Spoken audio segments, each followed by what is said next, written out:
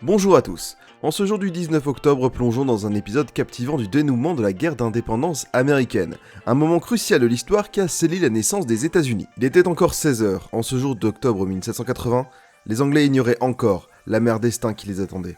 Après 5 ans de lutte acharnée, les 8000 soldats du général Cornwallis étaient piégés dans la ville de Yorktown, en Virginie, et la reddition était inévitable. Cornwallis, qu'il soit véritablement malade ou feignant de l'être, remit son épée à son second, le colonel O'Hara, afin qu'elle soit remise au vainqueur. Pourtant, le véritable artisan de cette victoire, le général français Rochambeau, agit avec une grande noblesse. Il refusa l'épée de Cornwallis et ordonna à O'Hara de la remettre au chef des insurgés, le général Washington. Rochambeau avait conscience que les principaux bénéficiaires de la bataille de Yorktown étaient les Américains. Mais comment en est-on arrivé là ? L'indépendance américaine, déclarée en 1776, ne s'est pas réalisée d'elle-même. Le roi anglais George III avait envoyé des milliers de soldats pour réprimer les insurgés.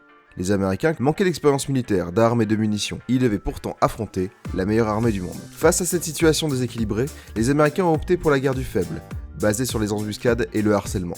Les débuts furent difficiles, mais en 1777, une victoire décisive contre les forces britanniques à Saratoga a poussé la France à intervenir. En 1778, un traité d'amitié et d'alliance défensive fut signé entre la France et les États-Unis, et 6000 soldats français dirigés par le comte de Rochambeau débarquèrent en Amérique. Les forces alliées envisagèrent initialement d'attaquer les 10 000 soldats anglais du général Clinton à New York. Cependant, leur plan changea lorsqu'ils apprirent que l'amiral de Grasse avait chassé la flotte britannique de la baie de Chesapeake en septembre 1781. Les troupes de Cornwallis s'étaient repliées dans la cité de Yorktown, offrant une opportunité en or d'encercler l'ennemi par voie terrestre et marine. Sans hésitation, les Franco-Américains, forts de 16 000 hommes, ont commencé le siège de la ville.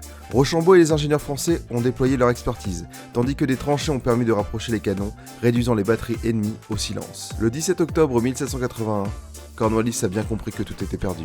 Ses hommes sont affamés et malades. Le 19, ils capitulent.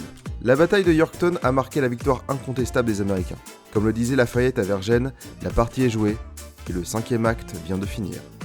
Au traité de Versailles du 3 septembre 1783, l'Angleterre reconnut enfin la nation américaine.